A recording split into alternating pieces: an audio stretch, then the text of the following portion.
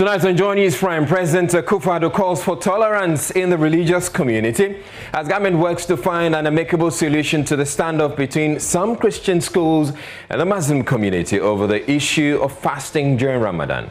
May I plead with all of us that we keep the tolerance that has served us so well in matters of religion. Our young people deserve a peaceful atmosphere to be able to deal with the many challenges of studying and acquiring knowledge. The issue featured in many of the sermons preached to mark Eid.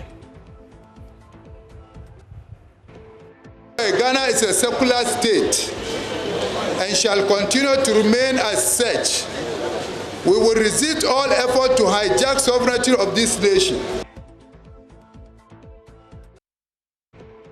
National Security Ministry promises to investigate allegations of manhandling by two City TV journalists. The ministry says it will punish those involved if the claims are found to be true. Minority Leader Haruna Idrisu has meanwhile condemned the conduct of the national security operators. The rise of journalism to film is to provide evidence of what they have seen and to report what is real and what is practical, what is wrong. I think the excesses are getting too much. This government must watch it. If you've ever wondered why some commercial transport drivers go great lengths to fill their fuel tanks to the brim and even shake the vehicle, you're not alone. We've been finding out why.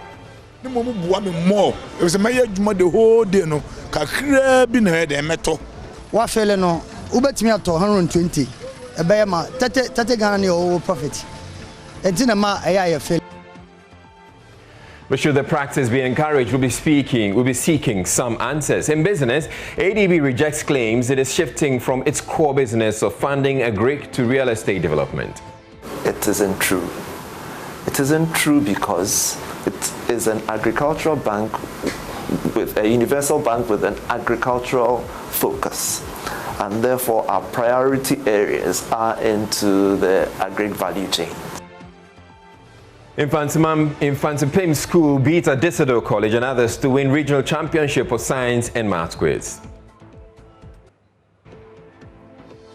School attained 53 points, Adisado College 35, University Practice SHS 20, and the Ascent State College 18.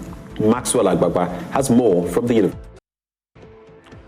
My name is Israel. Joy News Prime is coming to you live from our Fanofa studios at Kufuor here in Accra on your digital terrestrial TV, because you're free to air, and also on DSTV channel 421 and Go TV channel 144. This is the home of independent, fearless, credible, and impactful journalism. Do stay tuned in. President Kufuor has called for tolerance in the religious community, especially the current standoff between the authorities of Wesley Girls High School and some Muslim parents whose wards were not allowed to fast during Ramadan. Speaking at the National Eid al-Fitr prayer, which was virtual, the president assured the education authorities are working assiduously with religious leaders from the Christian and Muslim communities in Ghana to come up with an amicable solution. Wesley Girls has come under fire in recent times from the Muslim community for refusing to allow Muslim students to partake in the Ramadan fast and the Eid prayers as well. Though old students of the school and the Methodist Church have defended this decision, it has been described as a violation of the students' rights. Speaking at the prayer, President Kufuor used the opportunity to call for calm.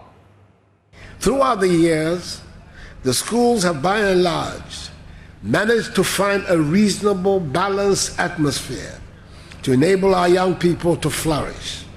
And this has served us well. The schools have evolved and adapted their practices to suit the times.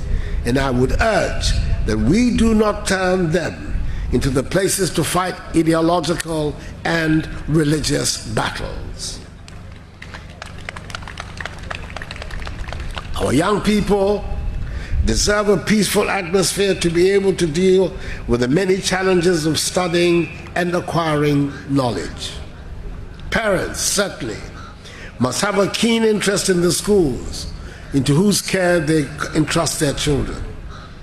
But may I plead with all of us that we keep the tolerance that has served us so well in matters of religion. I'm happy to state that in the specific case of the incident at one of our greatest schools, Wesley Girls High School, which has given rise to the recent discourse on religion, the authorities, that is the Ministry of Education under its new minister, the Honorable Dr. Yao Educhu, Member of Parliament for Busumche, the leaders of the Christian and Muslim communities, and the leadership of the school are engaged in solemn discussions about the way forward. And I'm very hopeful that a satisfactory solution will be found for one and all. The National Chief Imam, His Eminence Sheikh Osman Shaributu, also called for unity and peace and advised the public to continue to be careful as the COVID-19 pandemic is still raging.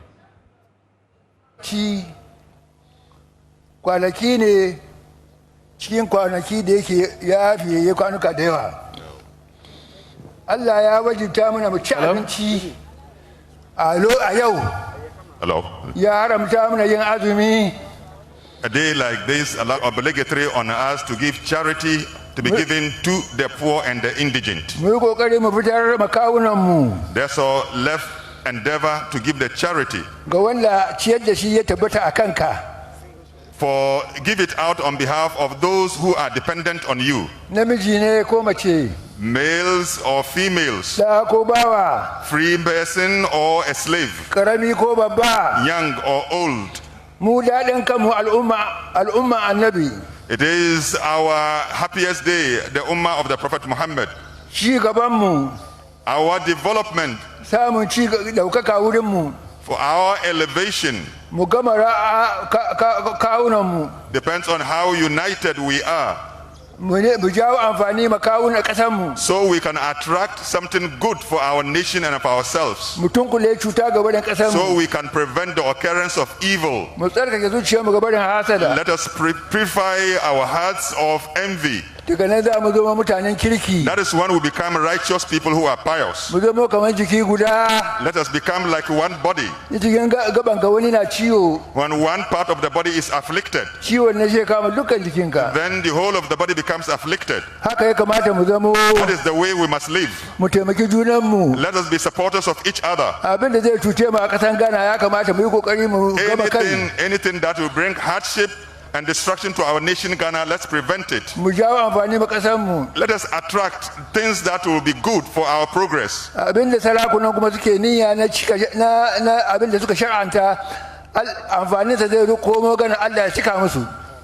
Whatever intentions the leaders of our country have by implementing certain policies, we pray that Allah will support them. If you have heard that the pandemic is spreading in some nation, don't rush into that place. Where you are and the affliction happens, don't rush out in order to infect others. Ashanti Region Chief Imam Ustaz Ahmed Seidu on his part says the Muslim community will resist all efforts to hijack the sovereignty of the nation. This comes on the back of refusal of authorities at Wesley Girls SHS to allow Muslim students exercise their faith by fasting in the period of Eid al-Fitr. Nanea Jima has more in the following report.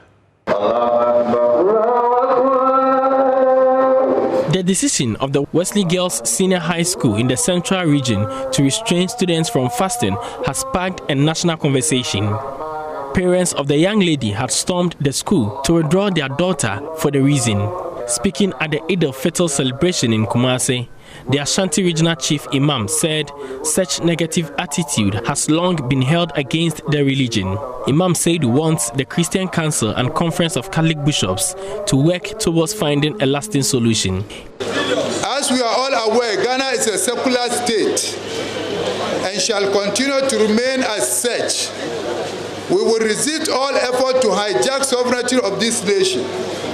We wish to state categorically that the bullying treatment which was meted out to this innocent young Muslim lady as a scapegoat epitomizes a tip of iceberg of which Christian world in Ghana are hovering against us. Imam Ustaz said to further advise the youth against taking the laws into their hands as they fight what he calls injustice in the country. I entreat all Muslims to remain calm and resolute in the fight against social injustice that is currently ongoing. We should be law-abiding and do not take laws into our own hands. Ashanti Regional Minister Simon Osei-Mensah encouraged Muslims to continue to exercise restraint as government works towards bringing finality to the issues. I admire the way we've resolved issues involving various religious groups. And I pray that the issue of the student should be resolved in a peaceful manner as we've always done in this country. Meanwhile, the Ashanti Regional Women's Organizer for the New Patriotic Party, Nana Mampoma, joined the Member of Parliament for Kwadaso constituency, Dr. Kingsley Nyako, at the Kokode School Park to celebrate Eid with Muslims in the community. Papa, Osma for Pone, say, Yanini Penny Nantanasi Asumjum, Yabaya, Yenuano, Eba, Nayaba, Bedenya Kuponasi, Moma Brabo. The NPP Women's Organizer requested prayers for the country as she donated some items to the Muslims. For Joy News, Nana Ojima reporting. While followers of the Ahmadiyya Muslim Mission Faith joined colleague Muslims from the rest of the world to mark this year's celebration of Eid al-Fitr, Upper West Region correspondent Rafiq Salam reports, though the prayers for the first time was not done in the opening, it was held in strict compliance of COVID-19 safety protocols. Unlike the previous years, where the performance of the 2 Rakat congregational prayer was done in the open, this year's celebration of Eid al-Fitr by the Ahmadiyya Muslim Mission was done at 6 designated mosques in the one municipality. The move is to decongest and prevent overcrowding at the mosques following the advent of the COVID-19 pandemic that has claimed several hundreds of lives in the country. As a result of that, it was observed under strict COVID-19 safety health protocols. All worshippers wore nose masks and kept a reasonable distance from each other. Before one gets access to any of the prayer venue, he or she will first have his hands sanitized and the body temperature checked using the thermometer gun. Upper West Region Zonal Missionary of the Ahmadiyya Muslim Mission, Maulvi Muzaffar Ahmed, led a prayer attended by worshippers gorgeously and exquisitely dressed in white apparel.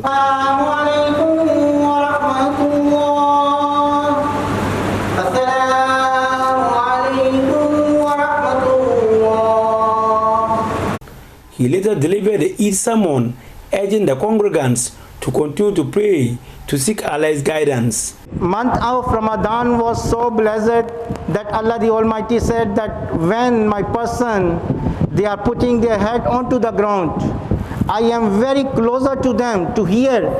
I am just beside you. Just put your head onto the ground.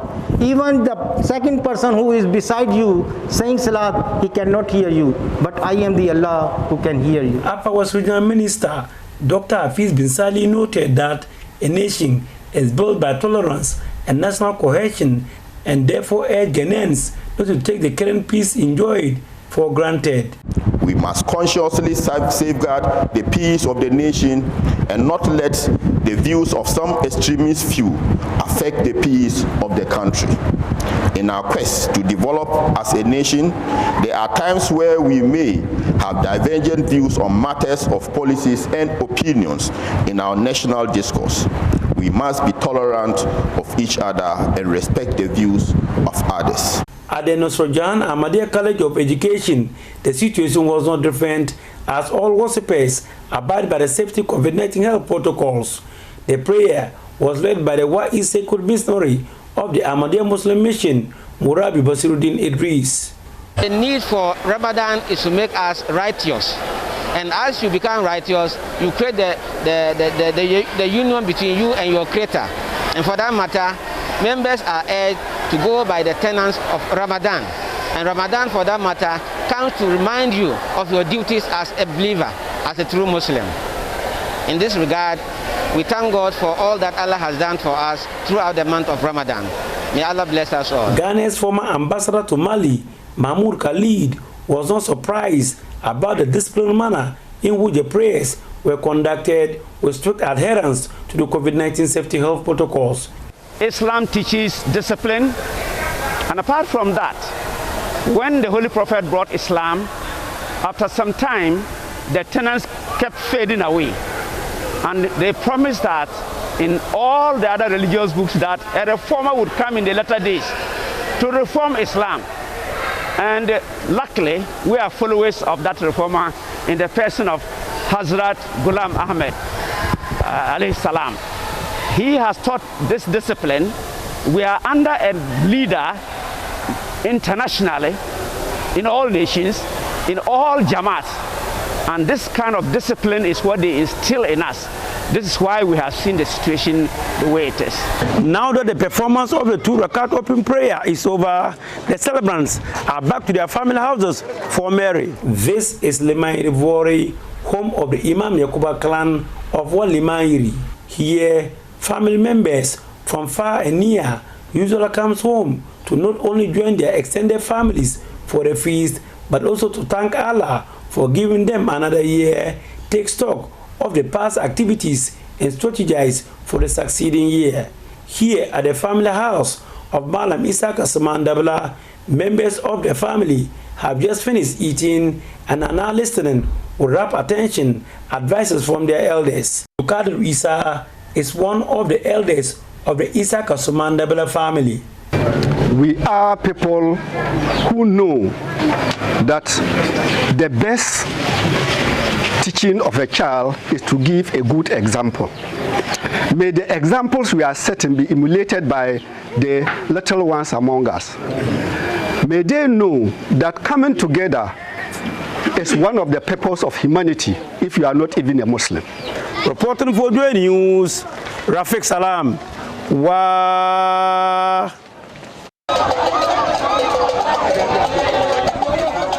Minority Leader Haruna Idrisu is also asking Ghanaians to guard against religious chauvinism. His comments come on the back of the prevention of Muslim students in Wesley Girls High School from observing the Ramadan fast. The Tamale South MP told Joy News on the sidelines of Eid celebrations in the northern regional capital. He believes the decision of the school, which has been seconded by the Methodist Church, has the potential to spark an interfaith row in the country. He's also been speaking about the arrest of 2 CTFM journalists by national security operatives last Friday, a story we will be coming to shortly. He fears Ghana is gradually becoming a police state. He spoke with my colleague Manuel Coranting at the Lamshegu Park in Tamale. We need to guard against the emergence of religious chauvinism in Ghana, and we must all jealously protect and preserve the peace of our country, the harmony that exists. Ghana has a reputation of peaceful coexistence and religious tolerance. We do not need to engage in any action that will undermine that respected reputation of our country as an oasis of peace. We should not sacrifice a peace on the altar of religious differences, but fundamental human rights and freedoms, including the right to freedom of belief and freedom of conscience, are not divisible rights. And therefore, every Ghanaian is entitled to the full benefits of those rights, including Muslim girls and Muslim boys.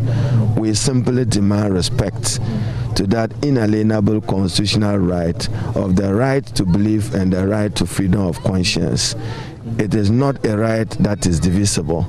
And as I said, it's important that we preserve the peace of the country, we continue to coexist, and we continue to tolerate each other even in our differences.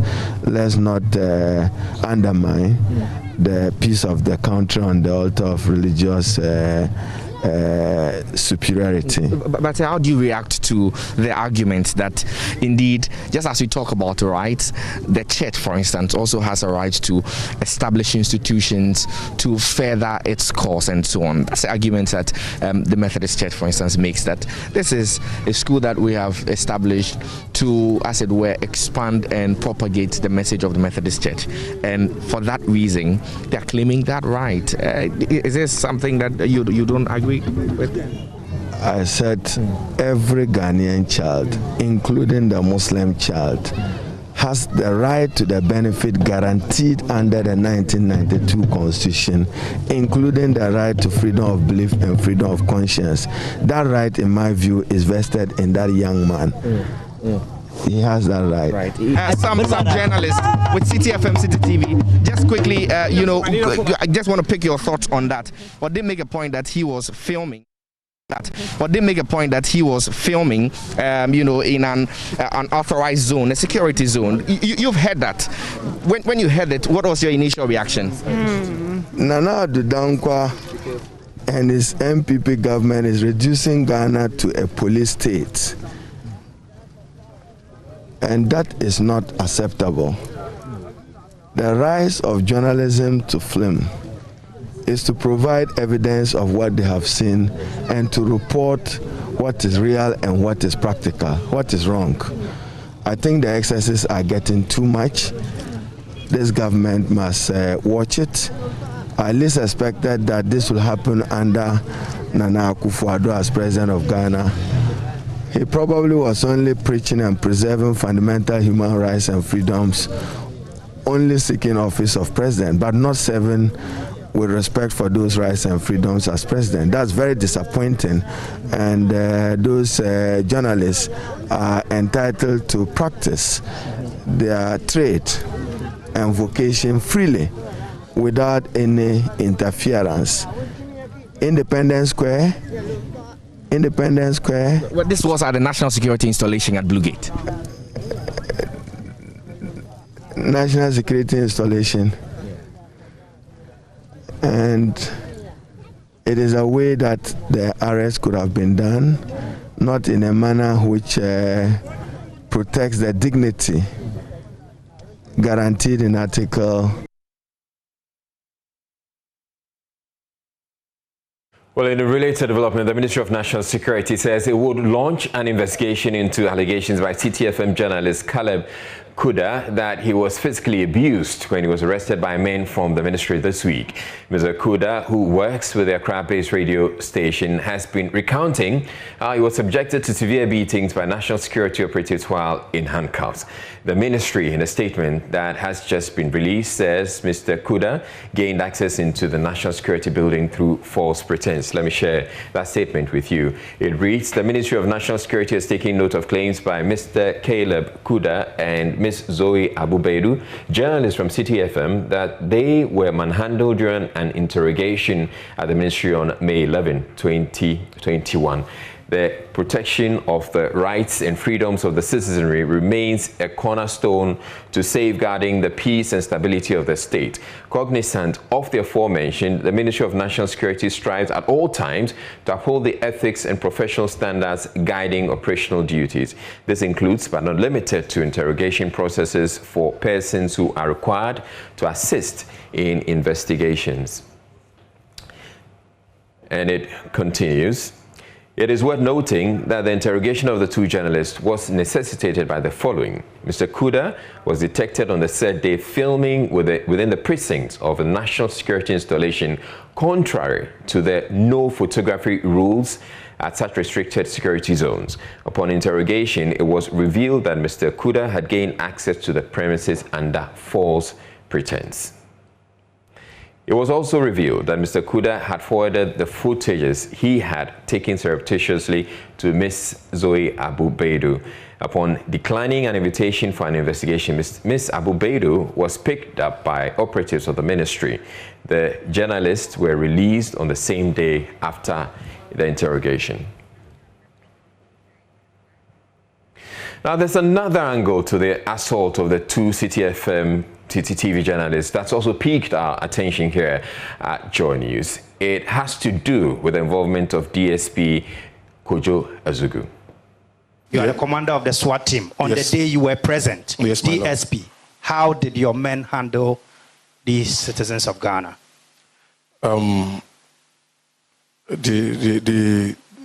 It was not in the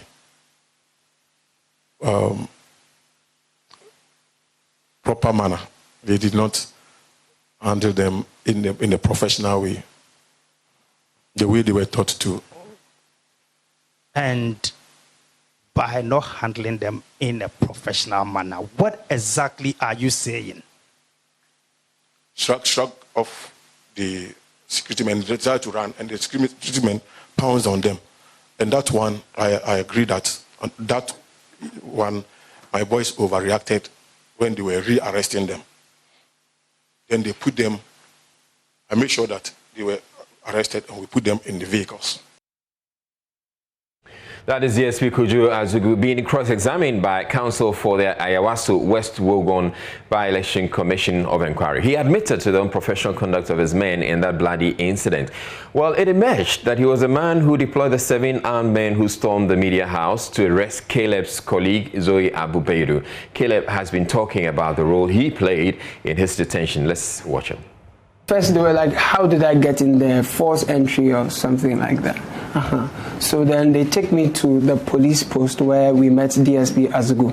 By this time, the gentleman in plain clothes had gone ahead of us to tell everybody that I had come there, I had breached the protocols, and I was trying to cause them some chaos and trouble. So all the police officers there became very agitated and aggressive towards me. So the way he reported what you were doing got them angry? Yes, infuriated. And so they took me to a smaller office. I showed them my ID card to tell them that, look, I'm from City. I agree. I shouldn't have taken them. Let's delete it and please let me go. But they wouldn't. They took me to see Azugu. I showed him my ID card. He said, who are you from? I said, City. Who do you know? I said, Richard Mensah. Then he called Richard. I didn't even give Richard's number. He called OJ. And so by the time he spoke to OJ, in my mind, then it was going to be sorted. By this time, they had taken my phone and they were looking through my chats. And they found out that I had sent photos to Zoe. That is when the gentleman started chatting Zoe as though I was the one talking to him. So around this time, they said, take a statement.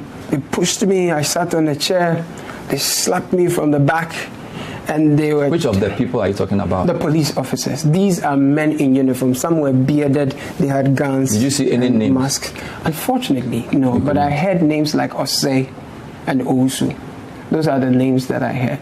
So then... And this is still in the small office? This is still in the small office. Very close Azugu's office, near the mango tree? Yes.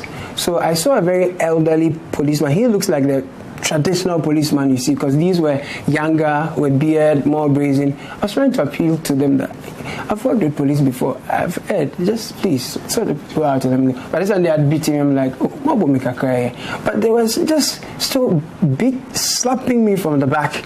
You'd be talking to another one, and someone would just come and slap you from the back, and you feel dizzy at once. And it's like, it was so fast. In that same space. At this point, had they handcuffed you? At this point, they had handcuffed me, and every now and again, one will come and press it harder so that I feel the head. I was so thirsty.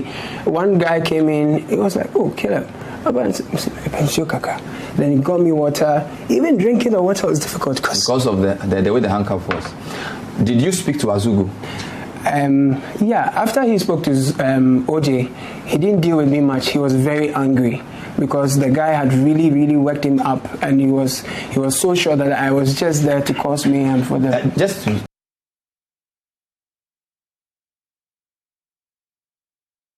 Now, the Ayawaso Commission report made some specific recommendations about Azugu, and my colleague Raymond Acquah joins me via Zoom to tell us exactly what was said. Now, what was the Commission's finding about his role in the Ayawaso West Wogon by-election violence?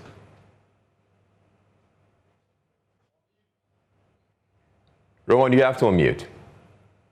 Forgive me.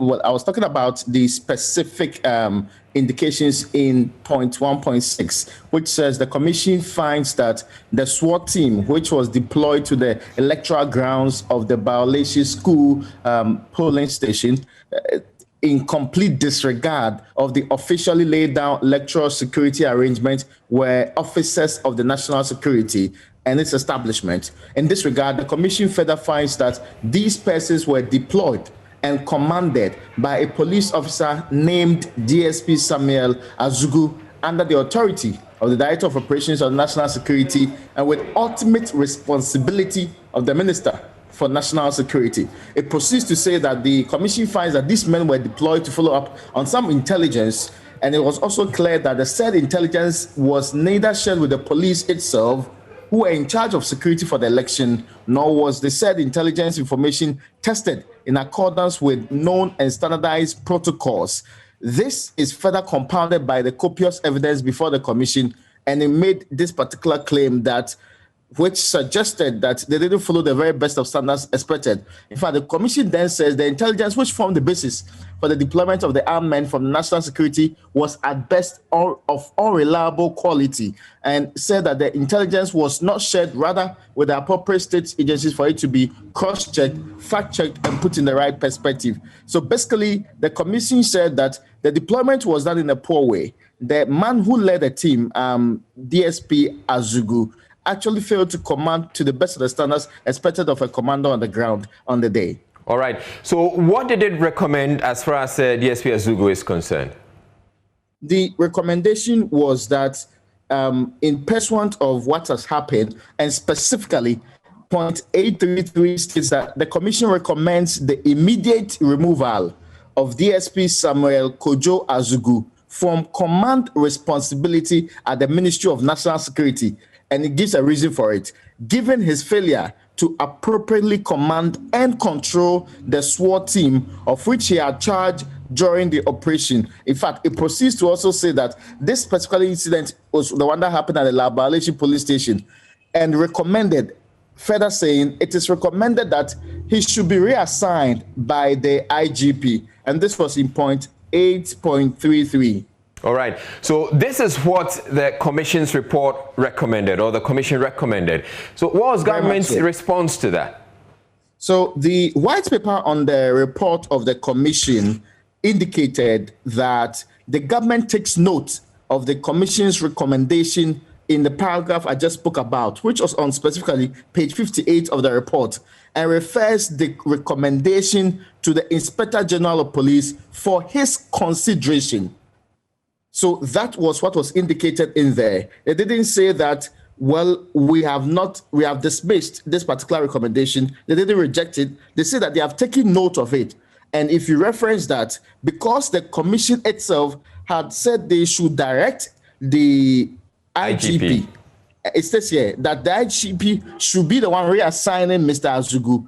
The government's white paper then said, we have taken notice of this. We are referring it to the IGP for him to consider your recommendation.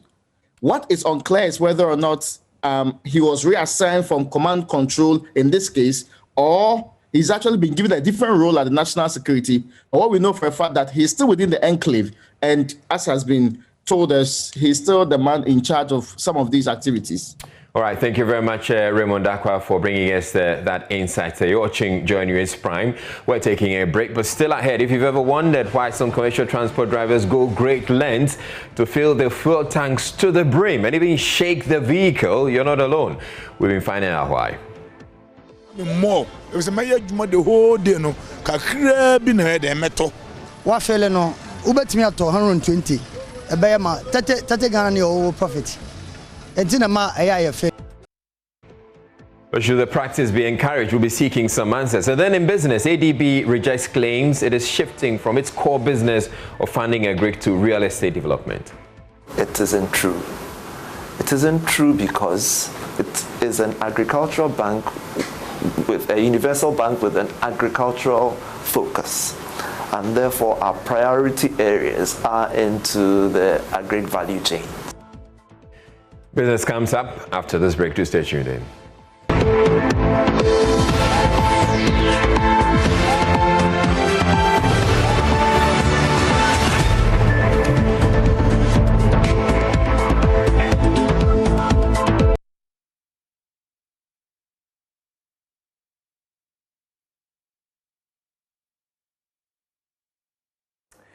Good evening, everyone. Welcome to Business. My name is Darryl Kwao. The Agri Development Bank, ADB, has debunked claims that the bank is shifting from its core mandate of funding agri to real estate development. According to General Manager for Agribusiness at ADB, Kwame Esiedu-Atrams, the bank has invested about 600 million cedis in the agri sector. There's more in this report. That banks are not granting them loans. According to them, some banks deny them outright, whereas others drag the application process. Agricultural Development Bank, ADB, is one of the banks mentioned by the farmers.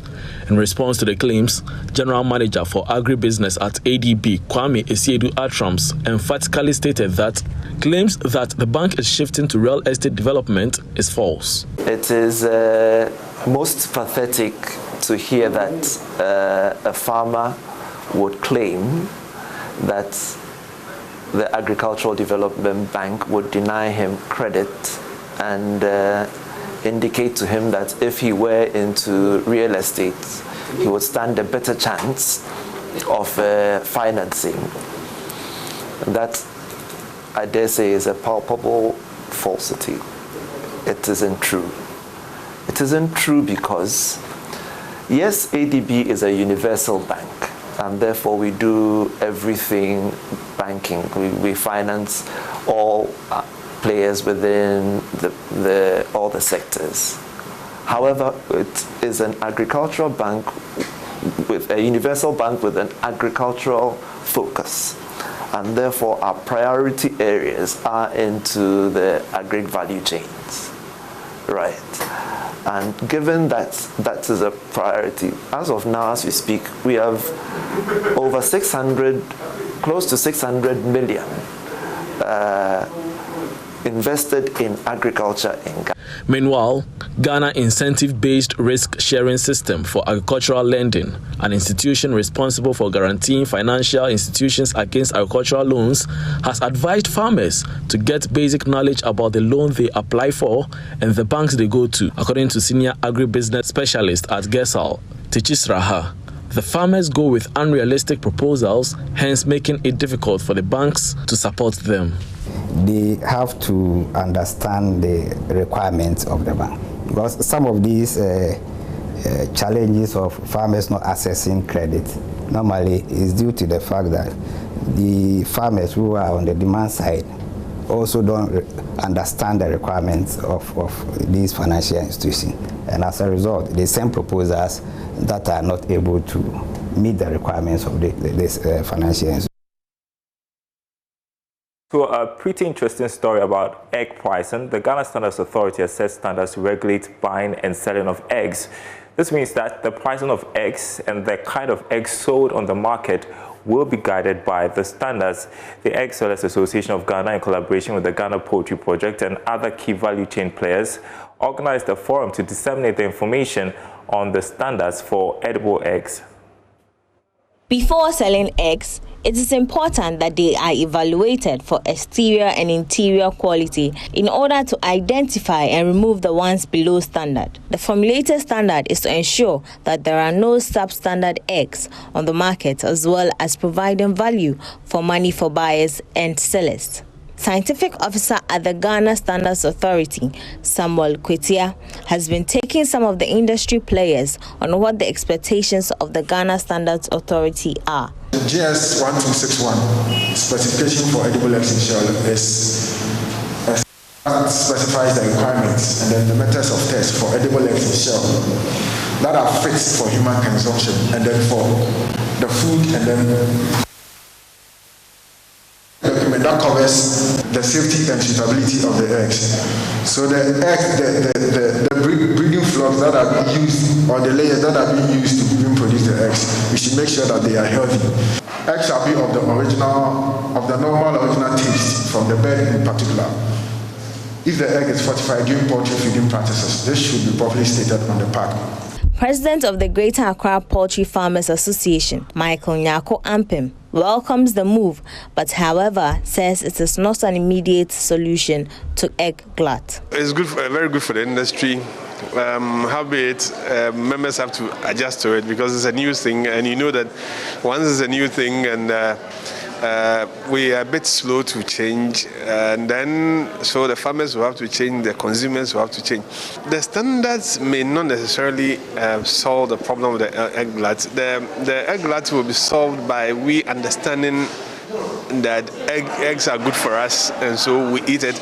Those misconceptions and the myths that we had concerning eggs, once we lay them aside, then we'll be in a position to increase the consumption of eggs, and then the egg glut will be dealt with. The other side of it is to also look at processing the egg in the long term.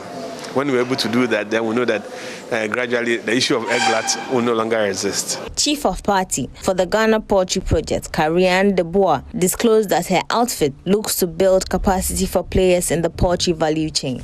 Our role here was to really build the capacity of the value chain actors on how to advocate for what they want and how to be there to work together with the government to make sure that everybody is having their say in the standards, because they are the ones who are going to use it in the future. Okay, our mandate is that the poultry sector in Ghana is becoming more competitive. So we are working on improvement of production areas. This might be record keeping, biosecurities, but also the standards and the policies. Well, next, if you thought a bag of Vegeta cement was going for 30 cedis, sorry to burst your bubble tonight. The local cement manufacturer says it has not come out with any prices for its products and is asking the public to disregard any such information. A notice released by the management of the cement manufacturer said, I want to put that up for you. It said that the management of Jetta Cement Limited would like to inform the general public that the company has not come out with any prices with regard to its products. The public is advised to disregard any such information circulating on various media platforms. Management will apprise the public of all such relevant information as we commence commercial production in due course. That's signed by the management of the company.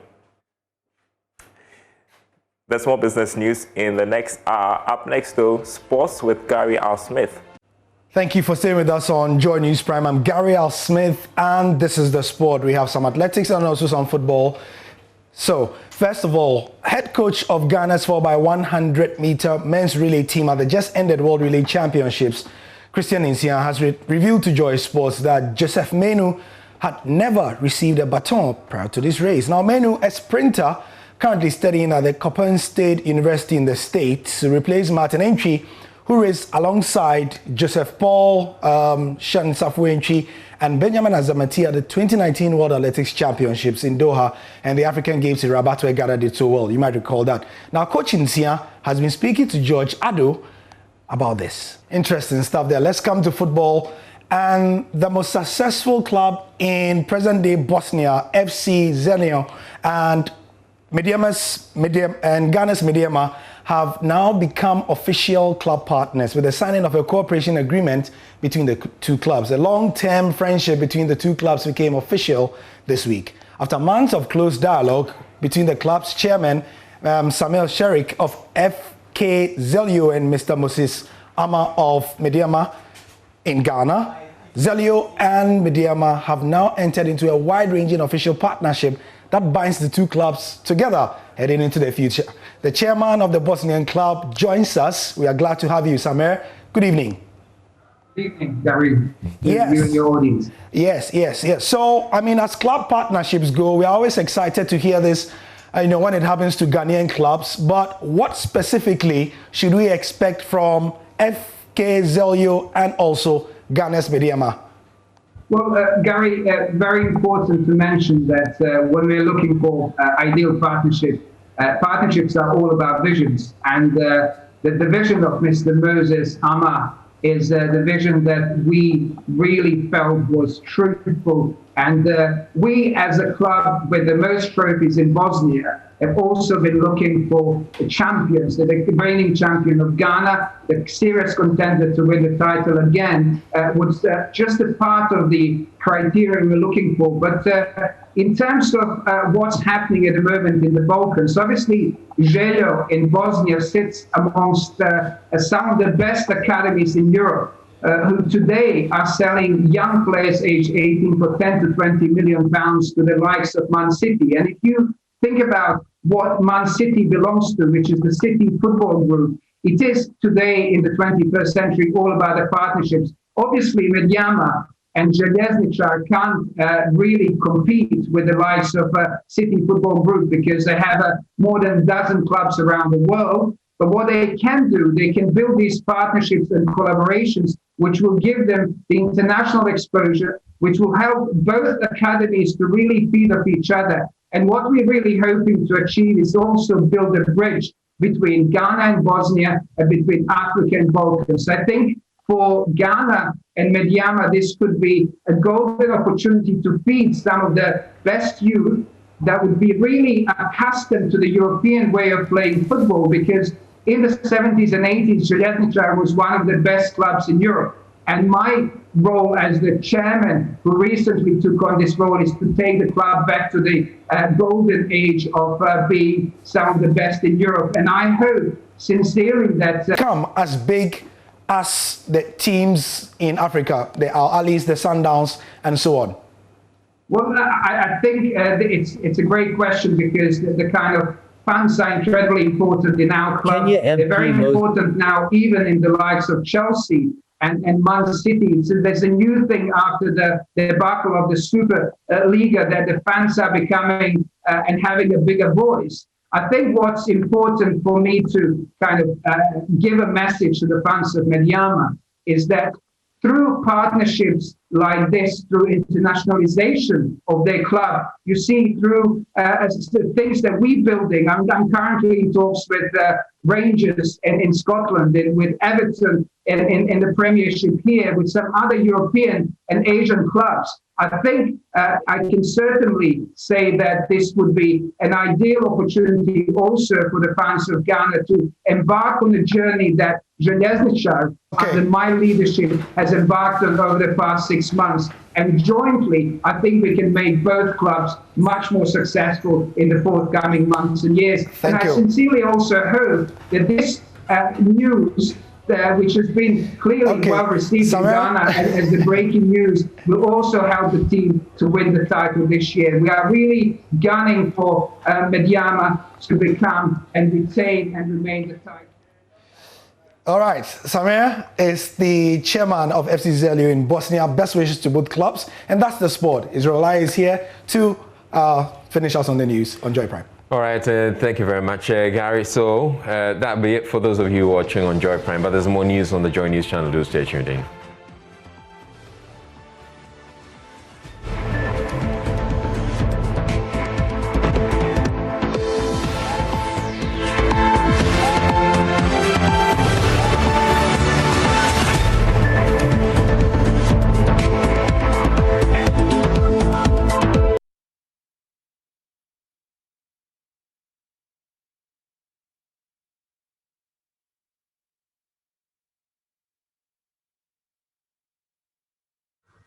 Now, stuck between defecating in the open and risking it in dirty, highly contaminated public toilets with poor drainage systems.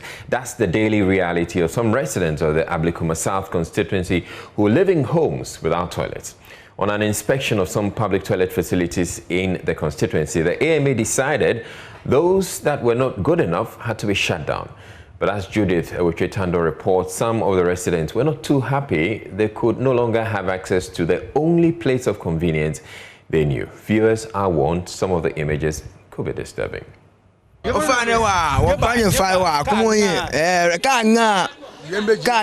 Sounds of angry residents lamenting the appalling state of systems in the Kolegono community. The Ablikuma South constituency is popularly known for its poor settlement conditions.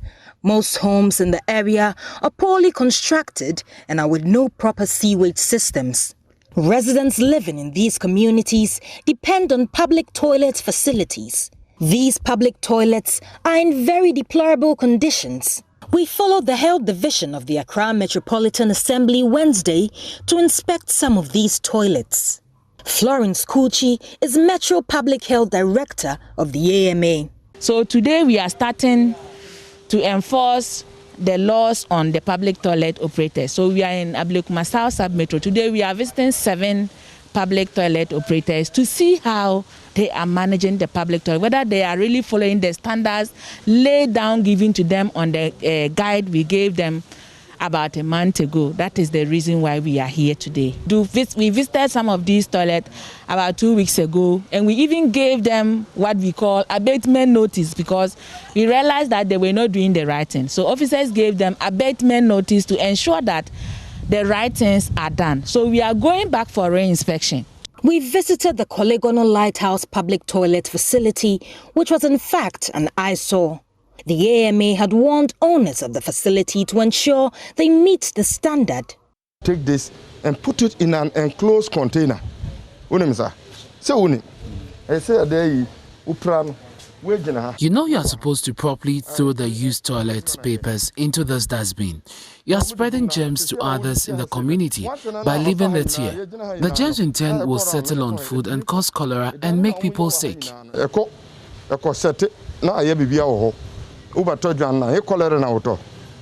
that is why you are supposed to use this. Okay?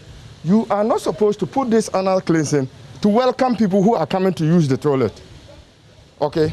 So it's one of the reasons that I say we'll close your place and we are going to prosecute you.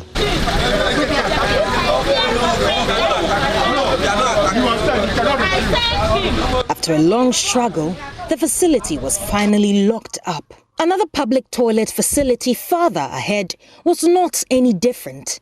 Interestingly, some residents warned the people of the community will engage in open defecation in their gutters if the facility was closed down. Seriously, mostly, every gutter in Kolegono, that's what is going on. This man regularly cleans gutters in this community at his own cost. For people to come in around 12 a.m., 1 a.m., but they close at that time. So there are some people, I don't know them, they will use themselves in the gutter. And that's what is going on for the past 20 years.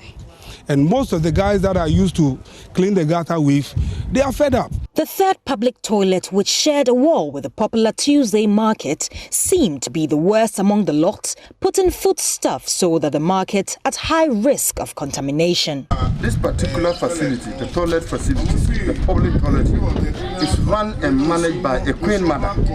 A queen mother who is an opinion leader, who is to set as an example for other people to learn, takes his or her money and exploits the place. Look at what is happening.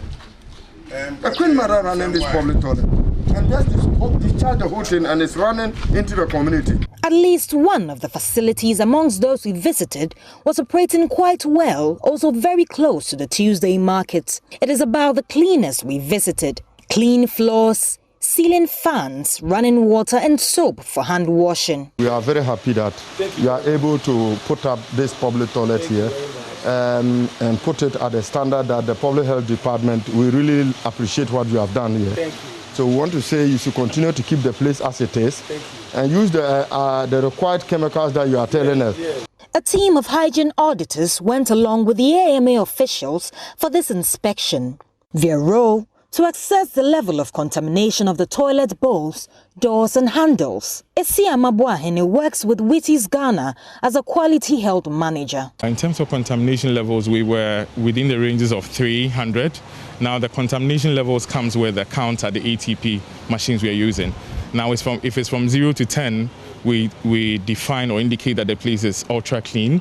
But what we tested and what we got was within the ranges of 300, which clearly defines or indicates that the place is very, very contaminated and it needs urgent attention in terms of cleaning and then possibly monitoring to make sure that the place is always clean for the usage for the end users. The Accra Metropolitan Assembly conducted this exercise as part of its efforts to ensure the city remains clean and is calling on all public toilet facility operators to practice proper cleaning and disinfection, especially in these COVID times.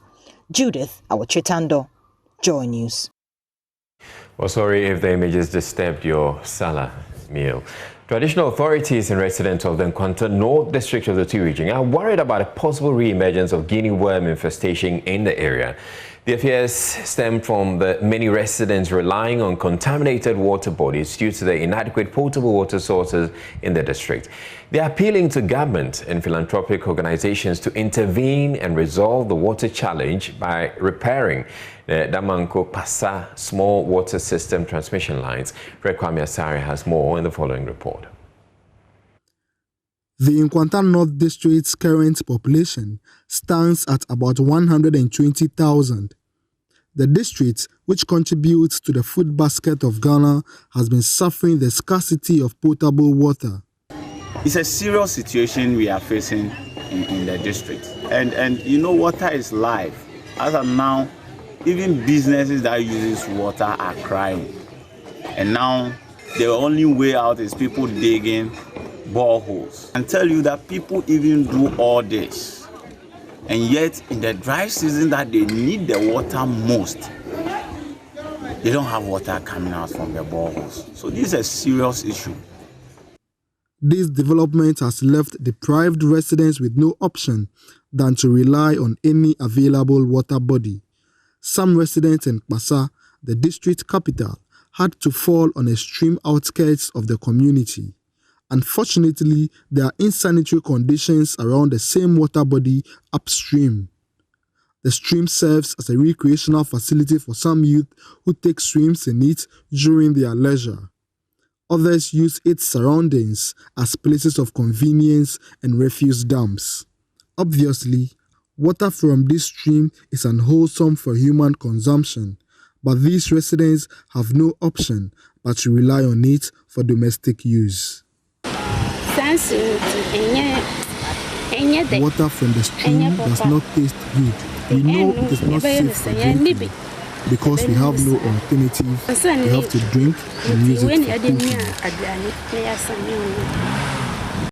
Residents who operate food joints are compelled to construct wells at their homes and use the water for washing, while they purchase borehole water for cooking. Ruka Yawezu laments the situation is affecting their businesses and health. Before a day, we spend about 7 cedis on water.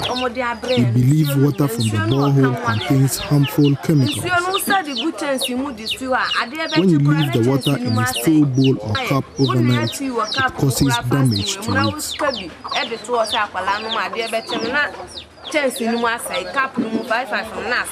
It may also affect us when we drink it. Sibi is arguably the hardest hit community in the Nkwanta North District. Meet 34-year-old Mary Asonda. She welcomed her 7th child 3 days ago. Ideally, she should be resting at home or in a hospital bed, but the circumstances would not allow her. She sets out in a blood-stained dress to look for water to use at home since her elderly children are working on the farm. She was disappointed seeing the state of the water when she got to the stream. She therefore decided to head back home. Fortunately, she met some ladies who led her to a site where they dug the bed of the stream to get water. There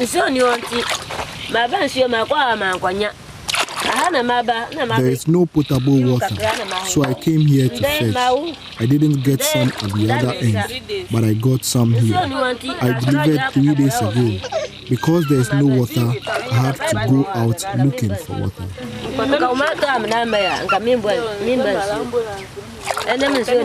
Some residents fear there may be a reoccurrence of guinea worm infestation in the district as they have gone back to depend on the contaminated water bodies. An intervention by the Department for International Development UK, Danish International Development Agency, and the Government of Ghana saw the eradication of the parasite infection in the early 2000s, where residents were vaccinated and provided a good source of drinking water. However, Portions of the transmission lines of the pool-funded Damanko-Pasa small water system have been damaged, making it impossible for communities like Pasa and Sibi to get a supply of the treated water. Basically, I got it from drinking contaminated water, River Pasa. That is the main source of water for us. I don't want to remember the old times and the old days. In fact, by these days, because of the issue of the shortage of water in the area, definitely it is taking my memories back to those days that I suffered guinea worm. It is very terrible. It is not something that one should want to experience in a lifetime. The development has left traditional authorities in the district very worried. The paramount chief of Pasa, Ubor Konja Tassan VI, appealed for an immediate intervention. But because of the dry season, the water is not flowing through the pipes. People are forced to go back to Pasa River to fetch Pasa River to use, which we fear that it may bring back the guinea worm. If not the guinea worm, this what's the name? Typhoid fevers and all those things. You know, the water is contaminated, and when it rains, it collects the feces and all the rubbish to the water. So when people drink, a lot of them, when they go to hospital, they are not following what they go to the hospital, they diagnose them typhoid fever, malaria fever, and all those things. So we are appealing to the government, we are appealing to the external donors to help us connect the water back to Kwantalo people so that we can also get good water today. Until help comes, these residents would continue to depend on these unwholesome water bodies at the expense of their health. Fred Kwame Asari, Joy News, and Kwanta North District. Now, poor maintenance culture and population growth have been blamed for the acute water shortage being experienced in some communities in the northern region. The situation is so dire that only natural source of water for 5 communities in the Savelugu district, for instance, has dried up, forcing residents to drink from unwholesome water sources. Prince Apia visited some of the communities enduring the acute water shortage.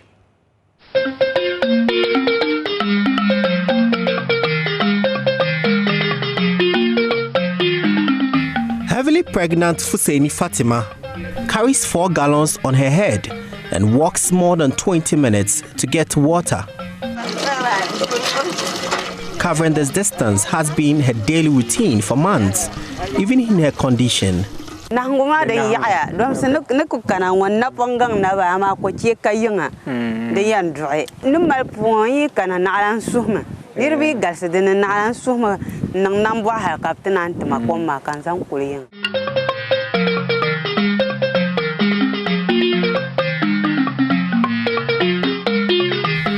Children are not spared this ordeal. 10-year-old Saiba Aishetu and her friends ride bicycles for close to an hour to get water from the neighboring community.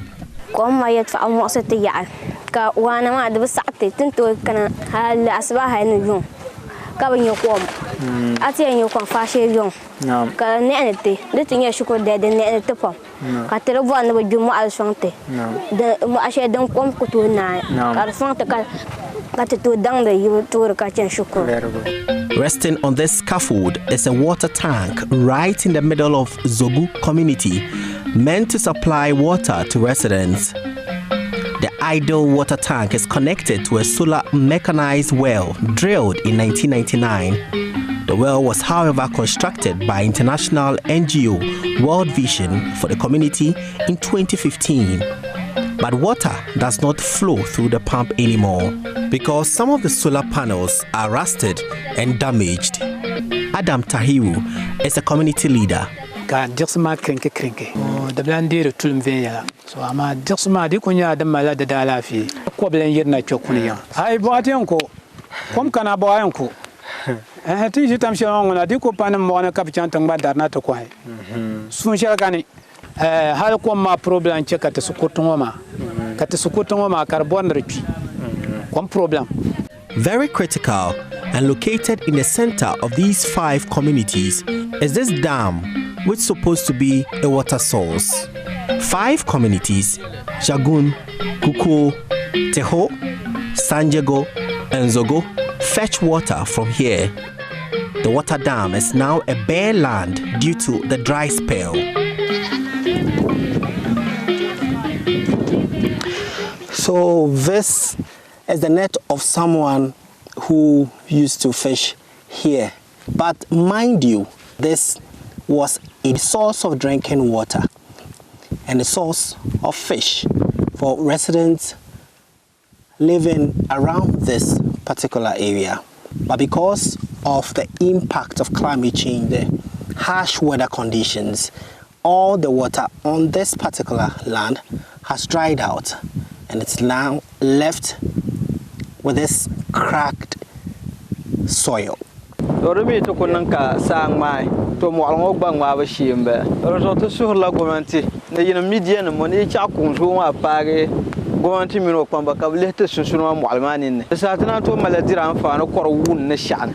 Residents in these communities are predominantly farmers and dependent on this source of water to cultivate their farms. The farmers are currently unable to cultivate vegetables because there's no water for irrigation. Mr. Tahiru says a good number of its youth are migrating down south for greener pastures. So the born command to mal motatalma. Sa shelton jan wadinya ta mala motatal. Tin to zobima min te bema banchan kaya yola. Tiam mala kwaptishi. Anya bakulan tochan.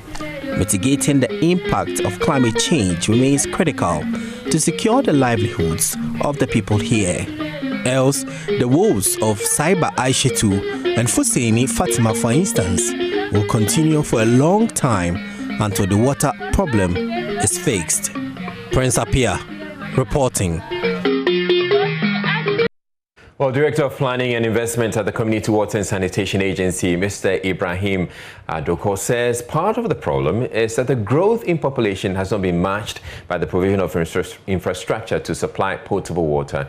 He spoke on the Pulse. In the rural water sector, we estimate that about 63% of the people have access to water, even though other statistics have put a figure around 80%.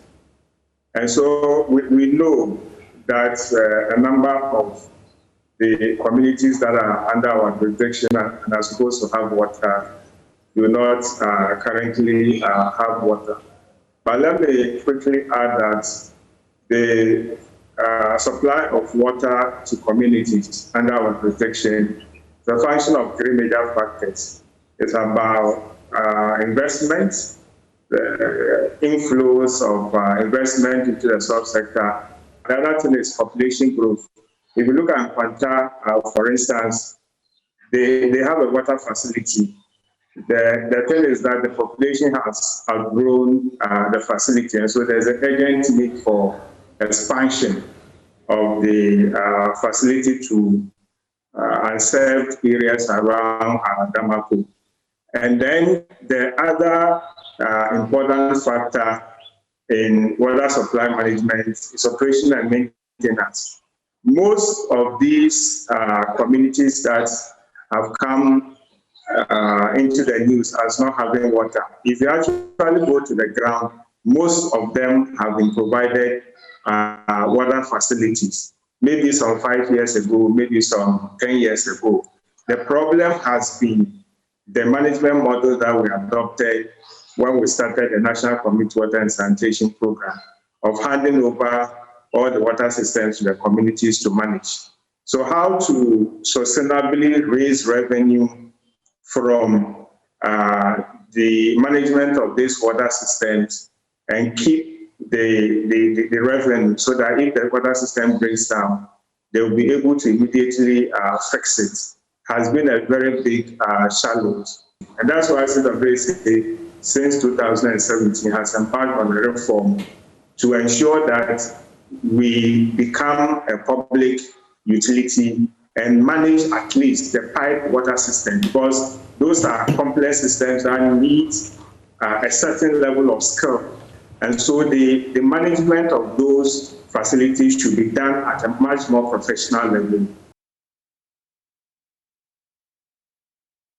Meanwhile, an international development NGO, Catholic Relief Services, says it is working with some assemblies and the Ghana Water Company Limited to help solve the perennial water shortage challenge in the Tamale metropolis and its environs. Country representative of CRS, Daniel Mumuni, says a fund has been set up to help finance water projects.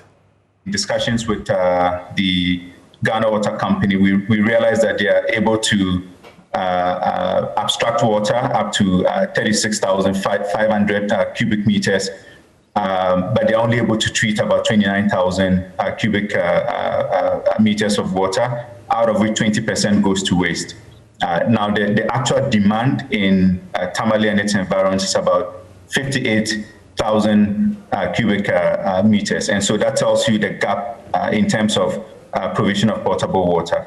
And that's why we've come up with this concept of the Tamale Water Fund, basically looking at how we can understand the challenges to the water systems, and also how we can integrate nature-based solutions. So, in our assessment, we've identified that when it comes to the national grid, the issue of siltation and water turbidity is affecting the ability of Ghana Water Company to supply water. And it's primarily because of human activities, sand mining, other agricultural activities that affect turbidity of water and also increases the cost of treatment of water. And so, we're seeing more the issue of the inability of Ghana Water Company to abstract enough water, but also to treat. And so how do we then find a lasting solution using a stakeholder approach and nature-based solutions?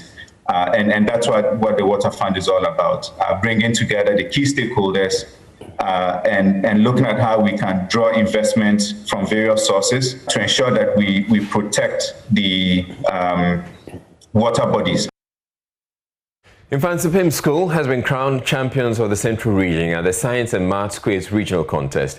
The two-time winners proved to be an unstoppable force as they dominated the 4 rounds of the contest. At the end of the final, Infantsipim School had 53 points, Adesadel College 35, University Praxis SHS 20, Asing State College 18. Maxwell Agwagwa has more from the University of Cape Coast.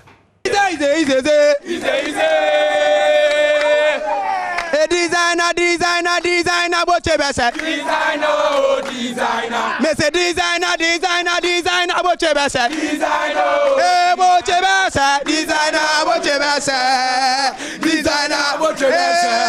It's Infantsipim School. We are the Central Region champions. Infantsipim School put up a spirited performance during the championship. They beat Wesley Girls High School, they beat Ogasco, they beat Swasco to qualify to the finals. And at the finals today, they are the champions. They have won.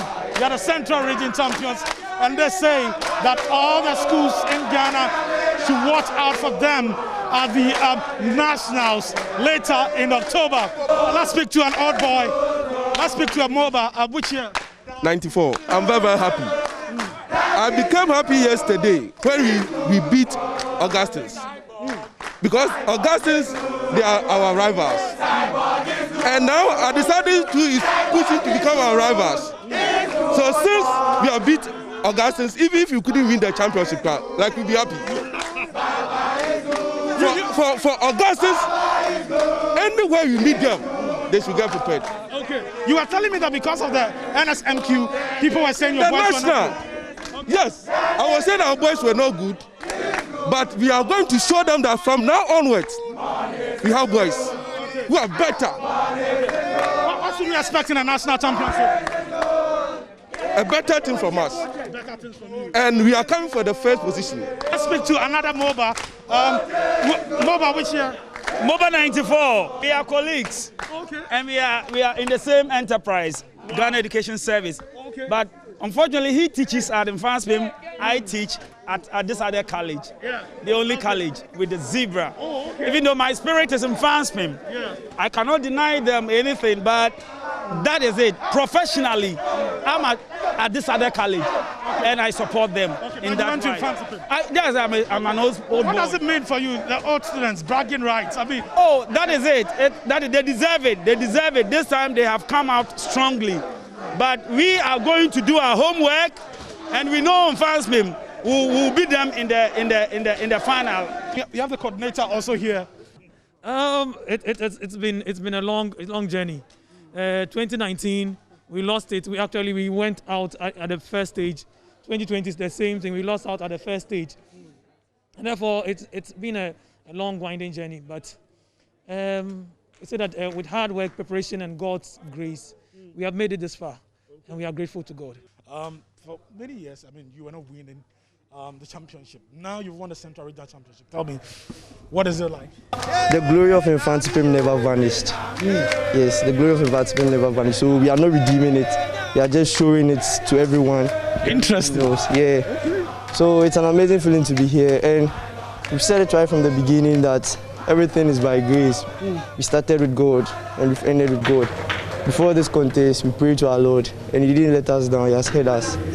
And well, we've been learning and we've been preparing, but we know that this win is not ours, but it's the Lord's.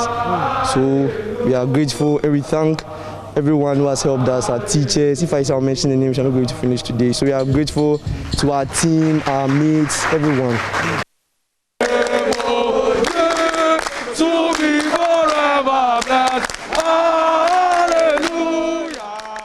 Well, congratulations to Infantsipim. And I know a number of you have been waiting for this story, so here it is. It's very common to see commercial transport drivers force as much fuel as possible into their tank each time they visit the fuel station. Of course, there are those who call the 1 gallon drivers who buy enough just to make up one trip. Well, transport and automobile technician with Top Tech Transport and Logistics, Jacob Amumen, says the practice of filling to the brim is wrong. Most of the times we see people buy fuel at the fuel stations. Then, example, they are filling their tank. Then you see them shaking the car. They will be shaking the car. When you ask them, they will tell you they want more fuel to get into it. With the fuel tank, when you put in more fuel, there should be a space left for air to mix up with our fuel. But the moment you shake it, it covers all the space, and that could spark fire. That is how come sometimes people's car will get burnt. You see the car starts burning and they can't do anything about it because it started from the tank where the fuel is. When it starts from there, you can't do anything. So shaking the car for more fuel to go in there, it's wrong. How do I know my tank is filled? He fixes the machine, he presses it, locks it. He will leave it. The machine will run for some time, then it cuts.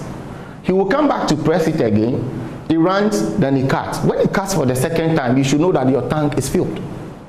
That is not the time you have to be shaking for more fuel to go in there. Secondly, it can also spoil the nozzle. It can also spoil the nozzle. When you do that, it locks the nozzle. It will lock it up there. So all the time you will think, oh, I have full tank, but it is spoiled. So please, buying fuel and shaking, it's wrong. There is an icon which has an arrow beside it, which most people do not take so serious. But this arrow beside the fuel pump that we are seeing tells you where your tank is situated or your tank is. The arrow, if it's pointing left, it is telling you that your tank is at the left. So when you get to the filling station, you shouldn't position yourself at the left hand side. You rather position yourself at the right hand side so they have easy access to your tank. Then if the arrow is also pointing right, then it means that your tank is at the right. You should position yourself at the left hand side so they have easy access to your tank.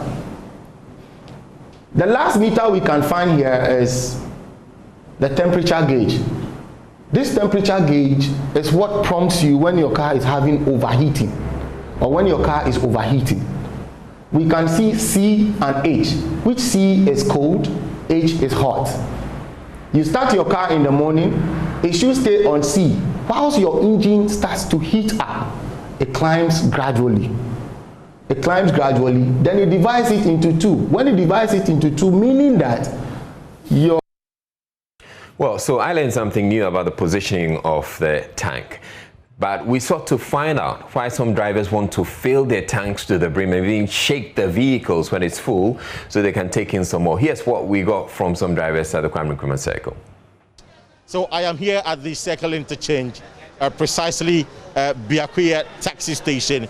I am here to speak to some drivers to understand the rationale behind when they are filling their tank, sometimes they fill it to the brim. What are the implications? Is it very healthy for the vehicle or not? So I am here to engage some of them briefly. So thank you very much for your time. And first of all, as I mentioned to you earlier, why do you do that? Why do some of the drivers do that? Why? Me that one, if you do that, me it's not good for me. Okay. If you do that thing, that your this thing, your gauge go spoil. So if you fill the tank make full, then make full. Don't want to shake the car up and down like that. So that one there is not good for me. So you don't do that yourself? No. So feeling money and masana and consuming more. Inti uye juma kakra bia uto kakra bi gu super na asan ye mana uko wanim. Na ebi mo ka say uye sana wo ma tank no pressure. And it's a possibility for explosion. Do you know this? Oh, enu mo de mi hu bisada. Enu mo de mi nti bisa. Enu mo de mi nti because the ye ni say e ye ma mo a. Oh, say ukọ filling station say o kwa koto a. Uto kakra bi gu so na ere na asan ye manti. E ma ye nya eso mfaso. Say wa fele. O fele a instead of Obeko filling station, what tank no be a why you the whole day? Obeto 150 Ghana this what fell no ubetimi ato 120 ebe ma 30 Ghana ni o profit entina ma eya fele this gauge na Dakar ni mo no say o fele na be say a ene nkan hu nya say this gauge betuka because this gauge no ye den ekọ this na say o ye no short so a send esi wa short no how one can driver no because we the drivers no truck drivers no always we are in a hurry.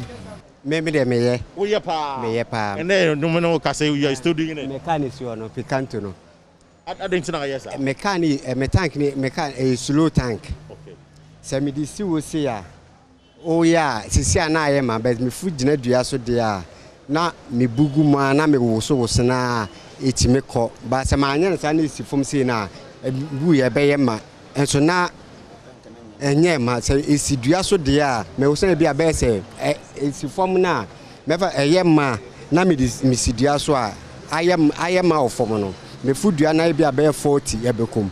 The risk is that Kufuor gauge betimi asay others are also saying say e betimi atom because what the pressure ma fu tank.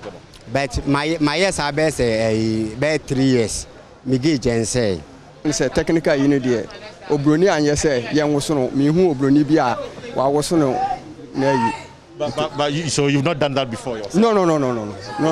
Nti me duru filling station na omo yes a it hit me to say omo yes a say ya makra na ehwe egu a wo so na tank na san say ya ma ubua na ya ma esiwa abon say adnang say ekọ twekọ nti ebetwe akosa no na say wo so na more to me cause because it's dangerous for the car. Yes, sir, it's dangerous for the car. Oh, yeah, they want to say, I am married. Gauge no go from the papa. Gauge no go from so ben antiana gauge no the baby da. Sani epeno. And from that tank will be about who consume more fuel. Or say we fill it to the brim. So on. But you see, it has problems for your car. It's nothing like that. I don't think there's any problem with that. You don't think there's any problem? Yeah. Your full gauge will get destroyed. Oh, woman, Omboa. And you correct. Full gauge, I say. And the moment more. It was a mayor the whole day, no. Crab in the metal. So it's more like saving costs with that. Yes.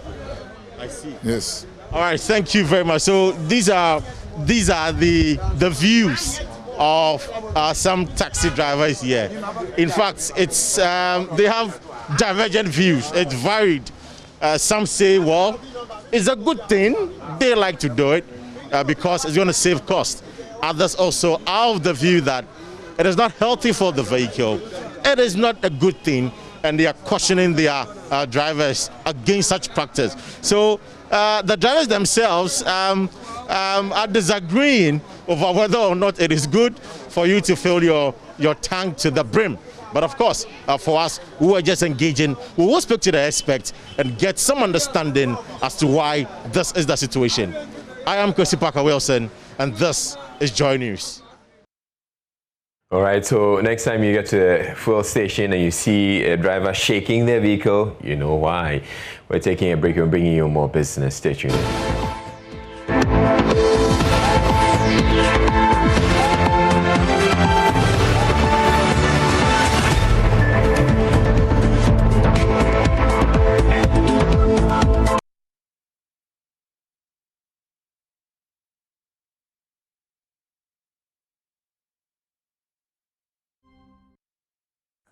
Thanks for staying with us. Time for some more business news. The Ghana Online Drivers Union, consistent drivers of ride-hailing firms operating in the country, says it's time working arrangements between them and the employers are reviewed.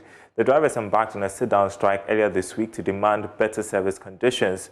President of the union, Francis Tenge, earlier spoke to me about the outcome of the strike action. The office of the president. And we also copied the DVLA, Ministry of Transport, Ministry of National Security, Ministry of National Road Safety Authority. We also copied the Council of State. These are all major stakeholders in our field of work, the online driving. So yesterday we had a meeting with the DVLA, and apparently they also don't know some of the issues on the ground. For instance, they gave us a guidelines that drivers are supposed to pay an amount of money to verify our driver's license. The car owners were also to pay 60 cedis to verify the car, and then a roadworthy issue. So, well, at the meeting, we made it known to them that Bolt and Uber has combined both fees that should be paid by the driver, instead of the car owner taking their part and driver also paying their part. So they said they are going to review it and they will get back to us. Okay, but then you had other concerns to do with security as well. How are those issues being addressed? Are you hearing from the operators, Uber, Bolt? Are you hearing from them? No, as we speak in Ghana here, Uber and Bolt, according to their policies, they don't recognize unions, such as the Ghana Online Drivers Union. They don't recognize that. But we petition and copy the national security and the Ghana police so that they have to come in through the Ministry of Transport and ask these operators to look at the security aspect. As we speak now, drivers are not safe, riders are not safe. They have 4 drivers being killed already. That's unfortunate. So I had to have a meeting, a dialogue with the national security and the police side, MTTD, as to how best we can solve the security aspect of online system or business. So do you think your issues are mainly because you're treated as self-employed? I'm asking this because in the UK, the Supreme Court recently ruled that Uber drivers should be treated as workers. Is this something you think you should push for? Yes, we are working on it. In the UK, the Labour Department, the Labour Commission, took that initiative through a couple of drivers who took Uber to court. And then the labor system came in place. In Ghana here, this is a new system that is being introduced in our country. So we are also encouraging the Labour Department, the Labour Commission, the Minister of Employment, all the ministry, they should all come together and see how best we can solve this issue. Next up for us, a tour around the world for the latest business news.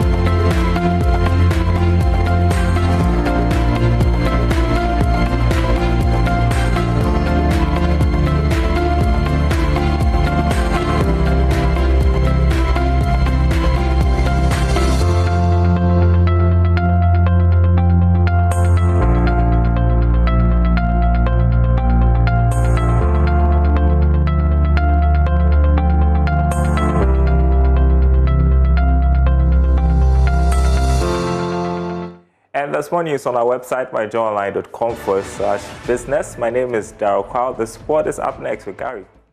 Thanks for staying with us on Joy News Prime. First things first, Manchester United, Liverpool in session at the moment. Liverpool leading by 3-2, cracking game.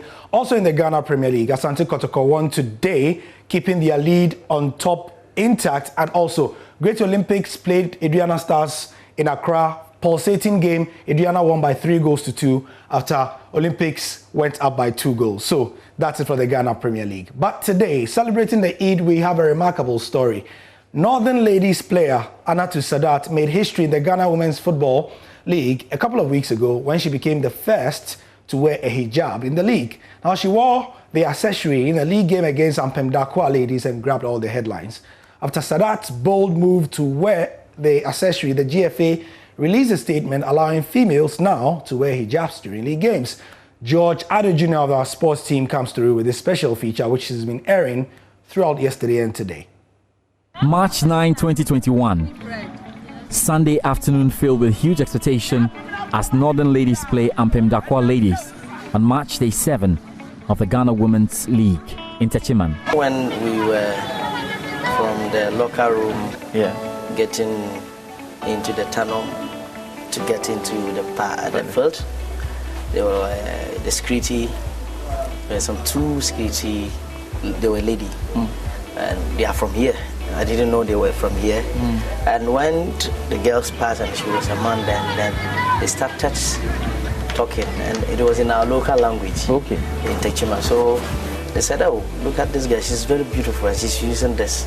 It will be a perfect day for the young and aspiring Anatu Sadat to surprise the world and take a bold step down the faith lane. They didn't know anything about it, and I told them, yeah, I'm going to use it. And I could see in the back in the stands, the supporters, all eyes were just on me. They were just asking, what was this girl wearing? It's a hijab she's got on.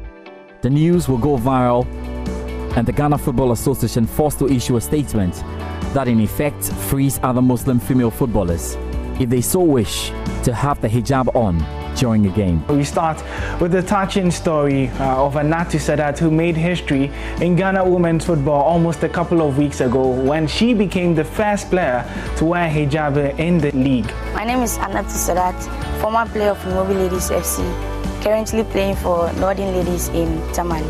I'm very happy I'm the first Ghanaian woman to use the hijab to play football, and I hope my fellow Muslims girl will also use it in playing as well.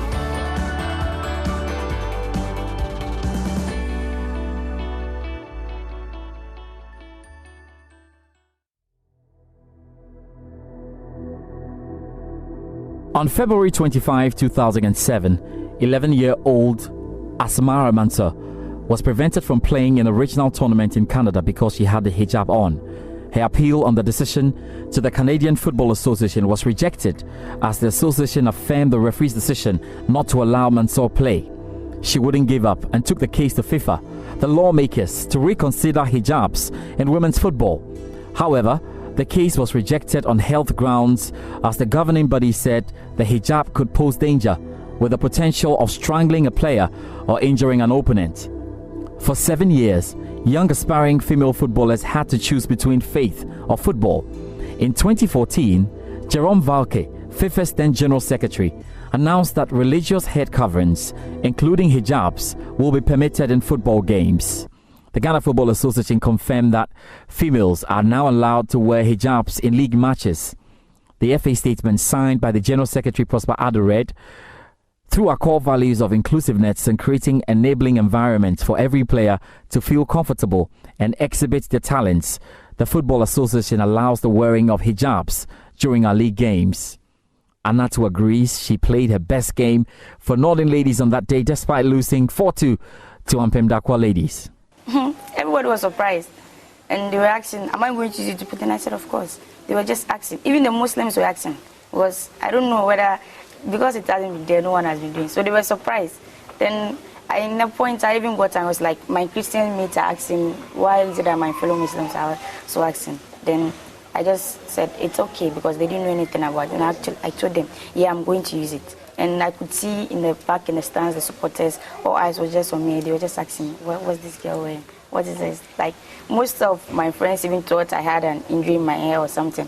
I don't know. So I had to explain it to them. My fellows have to explain it to them. And even whilst playing, I could see the spot on me. People were just looking at me. So at the point, I even felt shy. I was shy because I was odd among all the teams, both my team and the opponent. I was just odd among them. So I didn't let it discourage me. Did you have a good game? Yeah, I did, and I would even say that was my best game throughout the first round. Yeah, I did enjoy it. So I don't know whether I had this.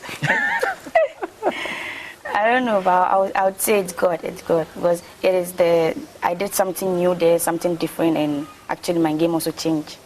So you play well. I'm okay. So on the pitch, no obstruction, no uneasiness. You know, the fact that you're in a hijabi and moving. No, not at all. Nothing restrained me at all. Nothing. It's just different because it's actually made in a sporting way. Yes. So the comfortability is there. It's just okay. I don't even feel like I'm wearing in a way.